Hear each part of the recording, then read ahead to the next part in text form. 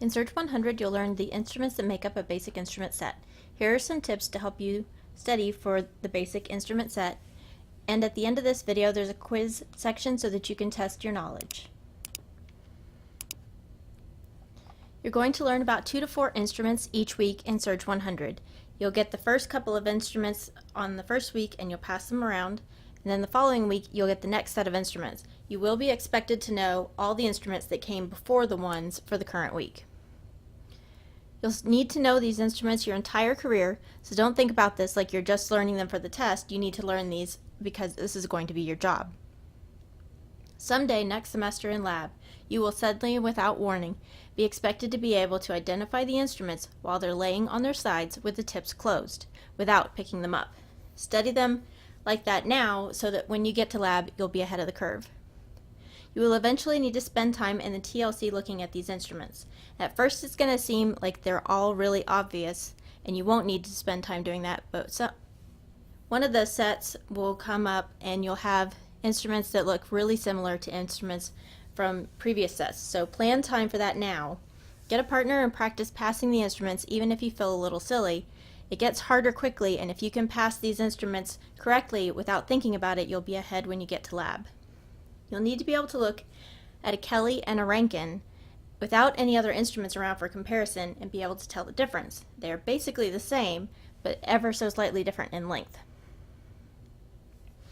Here's an example of what the instruments are going to look like when you get to lab.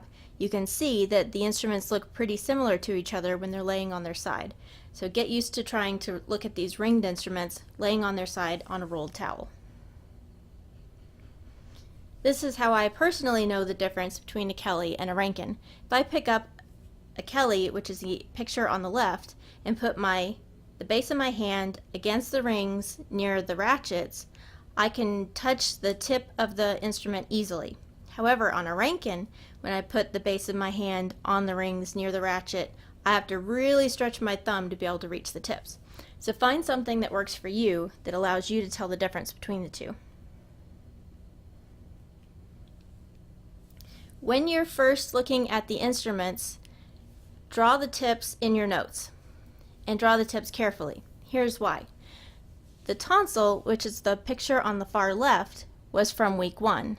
Several weeks later, you'll get the carmalt and the peen, which are the next 2 photos.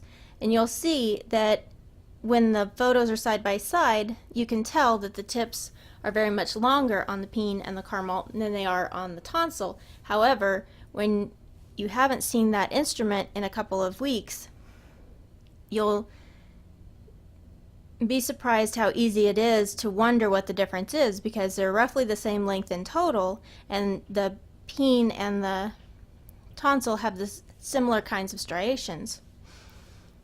Also, you'll want to draw careful notes, for example, on these thumbed forceps on the picture on the right.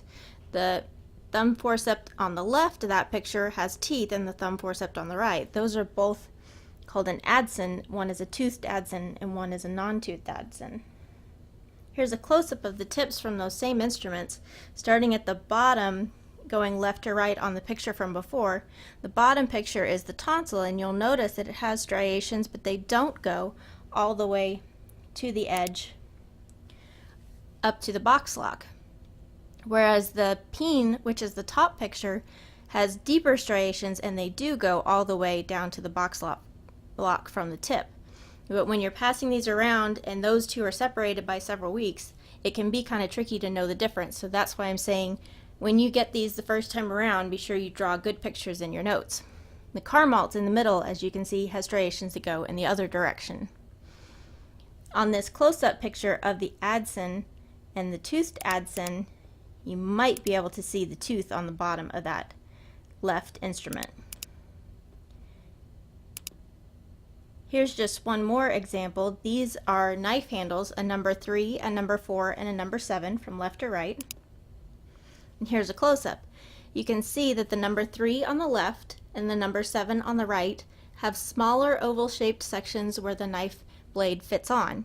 The number 4 in the middle has a wider area where the knife blade fits on.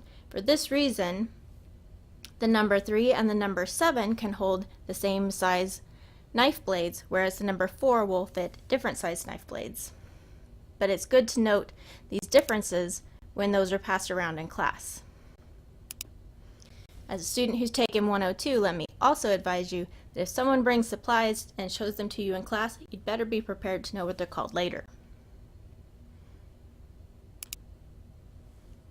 When you're passed these instruments to learn them in class, they will show you correct passing of how to pass these to, but it's easy later on to forget exactly how these get passed. So here's a couple of pictures for you just as a reference so that you can come back to it if you have questions later.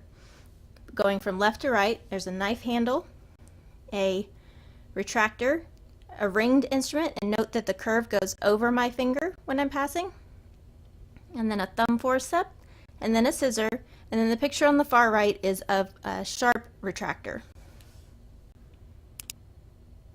From here out, there's just pictures of different instruments so that you can quiz yourself. They are grouped by week, and there will be a couple of slides for each week because there will be a slide with a general picture, and then after that there will be a slide with a close-up of a couple of the tips. So go through the quiz, see if you can name the instruments each week, and then keep in mind that when you get to the week after that, you're going to have to know all the instruments that came before it, plus the new ones. Then at the end of the slideshow, there will be also some pictures where I've grouped all the ringed forceps together, all the thumb forceps together, etc., so that you can look at those all together and make sure that you can tell them apart. Good luck!